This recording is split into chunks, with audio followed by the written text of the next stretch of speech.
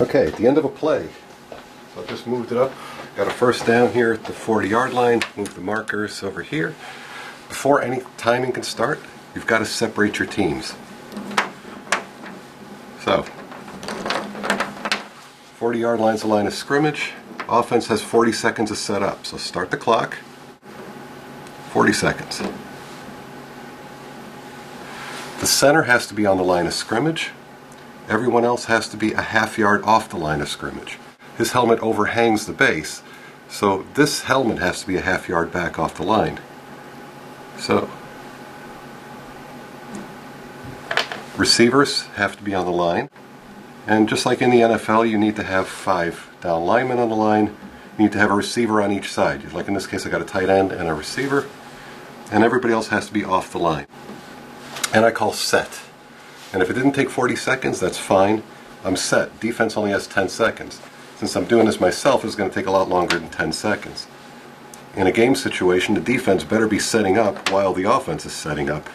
Otherwise, you run into this nonsense where you don't have the time to set up. Defense has to be a yard off the line. There's no constraints on how many guys are on the line of scrimmage, but they can't be on the line of scrimmage. If you have somebody that's violating the half-yard rule on offense other than the receivers and the center, or if you have somebody who's violating the 1-yard rule on defense, you can call illegal formation, 5-yard penalty. Okay, defense calls set. Now the offense gets 10 seconds to do 2 moves.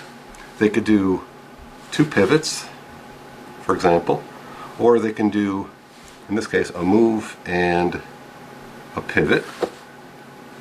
Whatever they do, so I just did a move and a pivot, defense gets to do the same thing. So maybe they would take this guy to move him out here to cover him, and a pivot, perhaps something like this. Defense calls set. One last thing that could happen is the quarterback, or the offense, can take out their, this is a very fast running quarterback, they can call out and say, I'm going to put in a stationary quarterback. And at that point, the defense can also say, I'm going to put in stationary safeties. Stationary is basically, here's a base that I've destroyed trying to tweak it, and I just stuck putty in it, and it obviously doesn't move. There are no prongs underneath it. Got this guy. This is a stationary, and number 43 is a stationary. The stationaries have to be painted with the same decals. You can't just put on a generic white player. You can't just take a different quarterback or something like this and say, well, he's my stationary. They have to be painted. Ideally, so there's no argument, paint them the same number. This is number 50, that's number 50, 43, 43.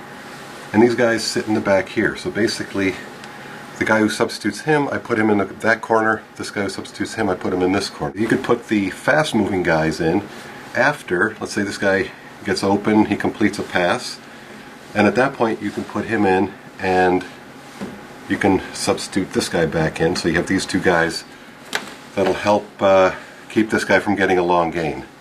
That's how you play the stationary safeties. The problem with a stationary safety, if I'm stuck with my stationaries in here and I had this formation I call run, and this guy somehow sneaks through, there's no substituting. Even if when I call run, they can't say, oh, I'm going to put in the guy that moves, so I can go plug up, let's say I had a hole here. If I call run, you can't say, oh, I'm going to put in the fast-moving guy to plug up the hole. That doesn't work. This guy sits here like a sitting duck, and you hope that he's going to run into him. So stationary safeties are a little bit of a danger if you got a guy who likes to call run plays on you.